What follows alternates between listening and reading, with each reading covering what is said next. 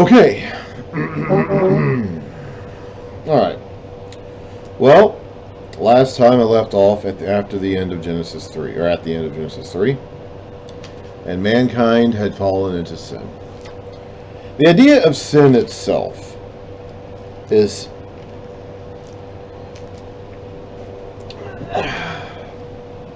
we don't like to admit that we have sin. I know this because I don't like to admit that I have sin.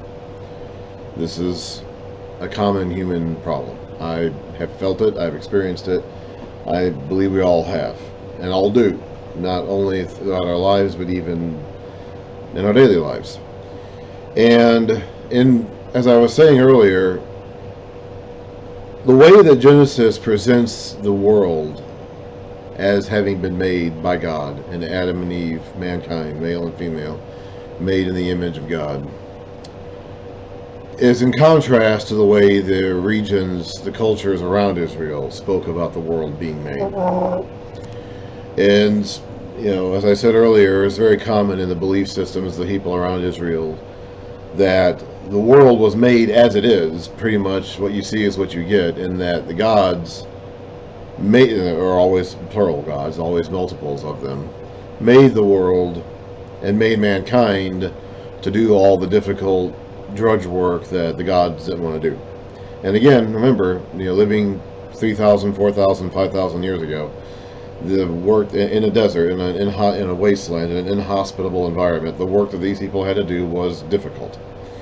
And so, but Genesis wasn't presented that way. The way that the world was originally made, with the work that man was sent to do, was not going to be difficult.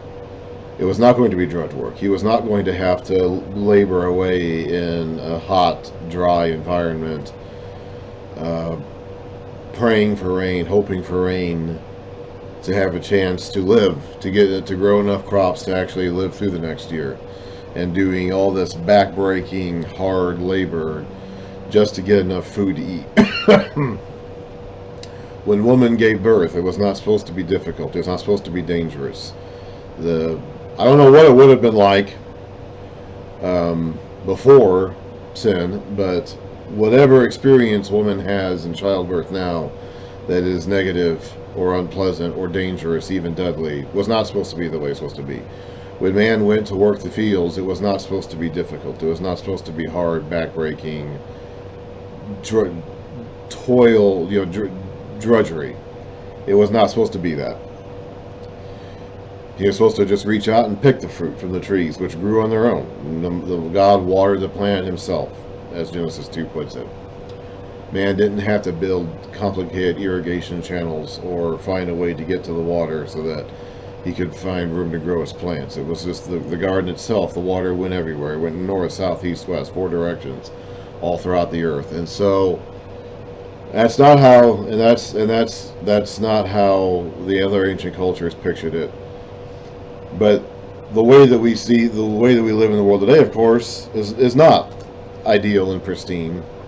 Work is difficult. It is not. Now, we live in an environment that is many thousands of years and many thousands of miles removed from the original context of this material. We may have our toil and hardship today. When women go into labor today, it may still be painful and carry with it at least a mild amount of risk, even to this day. But we have, with our technological advances, we have managed to insulate ourselves from many of the worst aspects of this curse. We haven't eliminated death. We still go back to the ground when we die. It still happens. The earth still claims us back at the end of our days.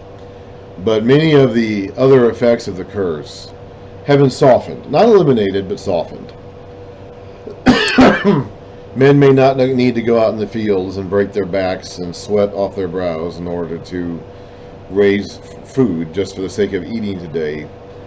But that doesn't necessarily mean that all of our work today is pleasant or simple. Women, when they give birth, may still experience pain, may still experience a risk of complications that could be dangerous, if not even deadly.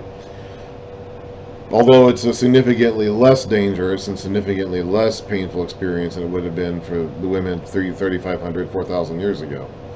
So these effects are still around, but they've been softened, and we may not necessarily quite appreciate just how difficult some of these things were for people living in that region of the world in that day and time. And we're going to see an example of this, I think, when we move on from that account of the fall of man, which results in the painful drudgery and the pain in childbirth that we see, that these people saw, okay? This was a way to explain to these people where this unpleasant stuff came from. It wasn't God's intent. God did not make the world that way like the gods in the other cultures around them did.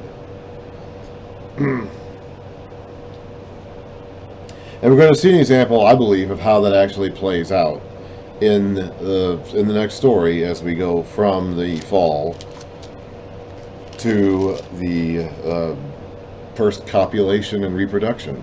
Now, this is still the account of the heavens and the earth when they were created. Remember the idea of the Genesis accounts? Genesis 2 verse 4 starts the account of the heavens and the earth when they were created. Actually, we read about the heavens and the earth being created in Genesis 1 verse through chapter 2 verse 3. This is now the account following that. This is the next step. It's going to be a consistent pattern all throughout Genesis. This is the account of somebody, and then we move on to see what actually happened after that somebody. We actually read about the beginning, going back to Genesis 1:1, the beginning account of the creation of the heavens and the earth.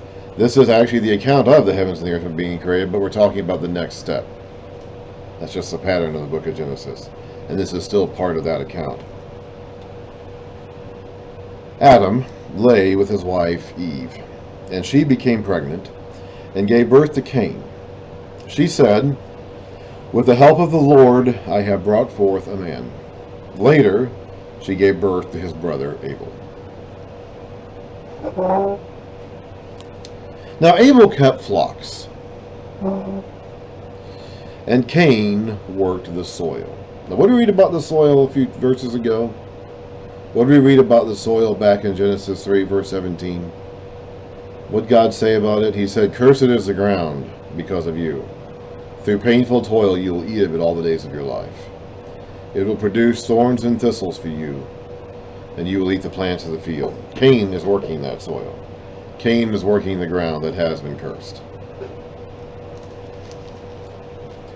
In the course of time, Cain brought some of the fruits of the soil as an offering to the Lord.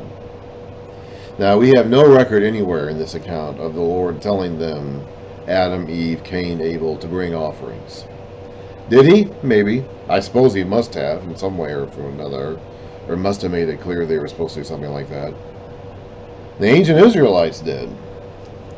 So this writer is writing to the ancient Israelites who knew about such things. He's chosen not to mention how Adam, Eve, Cain, and Abel knew about such things. But the people that he's speaking to, when Moses comes out of his tent, or Aaron, or whoever it is, comes out of the tent and reads this to the people, whatever Levite or priest is doing that in the early days, those people know about offering sacrifices and offering first fruits.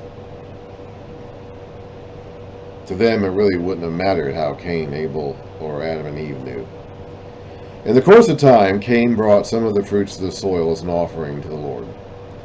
But Abel brought fat portions from some of the firstborn of his flock. Now, again, if we skip ahead to Leviticus, we'll know that the fat belongs to God. The fat of an animal is God's portion of the animal. There was a burnt offering, the whole burnt offering. You burned up the entire animal. So under some circumstances, you would burn up the entire animal, and you wouldn't eat any of it. It was all devoted to God. But there were other sacrifices, and they had a bunch of them, where they only burned part of the animal, and the people got to eat the rest. The priest would get a portion, I believe, out of the thigh or something like that, and then the worshippers, the communers, the people coming to offer the sacrifices, got to eat the rest, and they would eat at a table with each other and the priests around them, and it was a communal fellowship deal. But even then, when they offered those kinds of sacrifices in which the whole animal was not burnt up to God, they did burn up the fat. The best portion of the animal was offered to God. They did not get to eat the best portion of the animal. So that again, there's no context anywhere here explaining how Abel knew to do this, or how Cain knew better than to not. The contrast here, obviously, is that Abel brought the best portions of his offering, and Cain did not bring the best portions of his offering. Israel had grain offerings too, so simply bringing the fruits of the soil as an offering is not a problem. Cain worked the soil. That's what he had to offer. Him offering fruits or the plants of the produce of the soil is not a problem. The contrast is that Cain brought the fat portions, which any Israelite reading this or hearing this would know represents the best portion of his flock. And Cain did not. So the contrast is between the best portion, not between vegetables or fruits or animals, but between Abel bringing the best portions of his samplings and Cain not bringing the best portions. The text does not specifically say that Cain did not bring the best portions of his flock, but we know that he didn't because of the contrast with Abel, who did. Remember, Hebrew is often written in what we call parallel. This parallel idea of things being stated twice, or two things being put up next to each other as a compare and contrast, or whatever. And we're going to see this over. It's in their poetry. It's all over their poetry, but it's even in their prose. This is just part of how this is. We don't really think this way.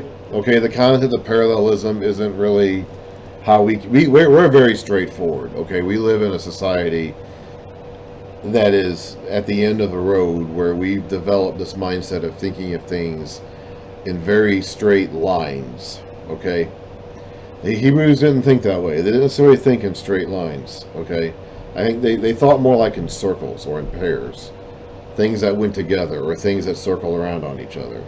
This is a somewhat difficult point to communicate, but keep it in mind, because we're going to see this over and over and over and over again as we go through the Bible. It's going to be completely all over their poetry. In fact, that's pretty much what their poetry is forms of parallelism. But it's also going to be in their prose too. It's just how they saw the world. It's just how they thought. Ancient people in general thought of history as a series of circles. We think of history as a line, moving straight forward from start to finish. But ancient people didn't think that way, and the ancient Israelites didn't think that way. They saw history as a series of circles repeating themselves endlessly. And parallelism communicates that thought. It's just part of their mindset. It's part of the way they thought. So we're comparing Cain, so in this example of parallelism, the compare and contrast is between Cain and Abel. So we know more about each of them by what the other did. The text does not specifically say that Cain did not bring the best portions of his flock. But Cain, is paralleled with Abel, and the text does specifically say that Abel did bring the best portions of his flock, fat portions, which to the Israelite mind, they would hear that as the best. So then, by using again the concept of compare and contrast of parallelism, we know that means that Cain did not bring the best portion of his flock. The Lord looked with favor on Abel and his offering. Another clue. But on Cain and his offering, he did not look with favor. Again, another parallelism. So Cain was very angry, and his face was dim. Oh my goodness, the cats. Well, I'm pretty sure, I'm very sure we won't be going there tonight because they won't get back from Peoria until around 9 o'clock tonight. Hang on a second. Realize